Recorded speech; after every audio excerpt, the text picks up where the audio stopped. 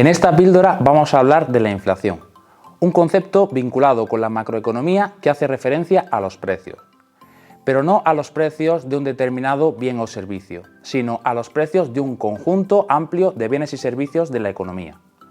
Es por eso por lo que a la inflación se la relaciona con las variables macroeconómicas o macromagnitudes.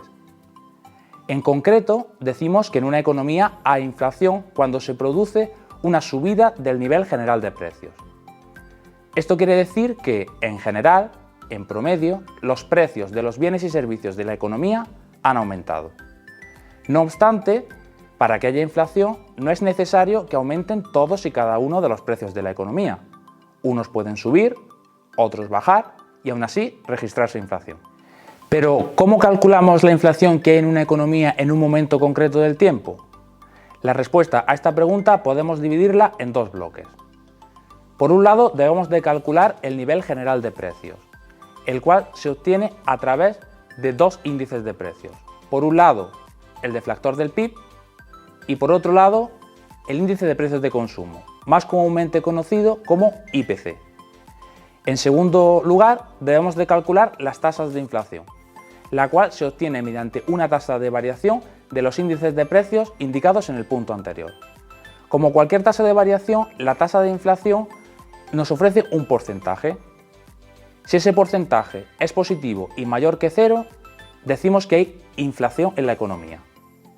Por otro lado, si ese porcentaje es negativo o inferior a cero, decimos que hay deflación. La deflación es otro concepto vinculado a los precios que hace referencia a lo contrario a la inflación, es decir, a una bajada del nivel general de precios.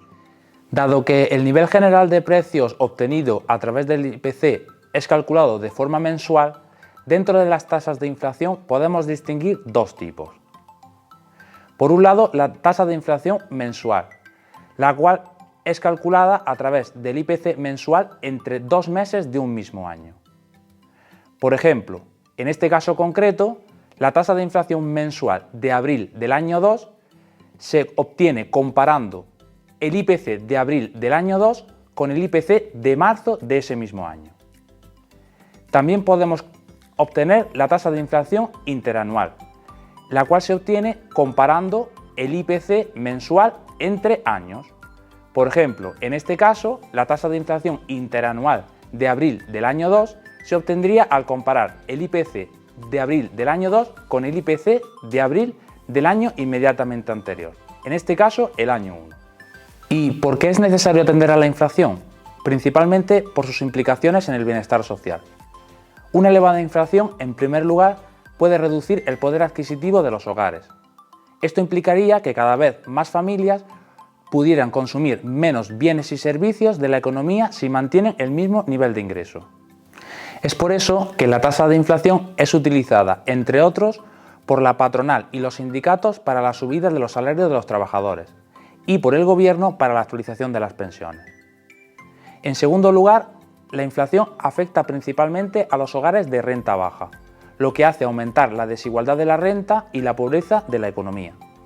Y por último, afecta a la incertidumbre, haciendo más difícil la toma de decisiones de consumo e inversión de hogares y empresas. Por tanto, un objetivo macroeconómico en relación a los precios es conseguir una inflación moderada y estable, registrando unas tasas de inflación entre el 1 y el 4%.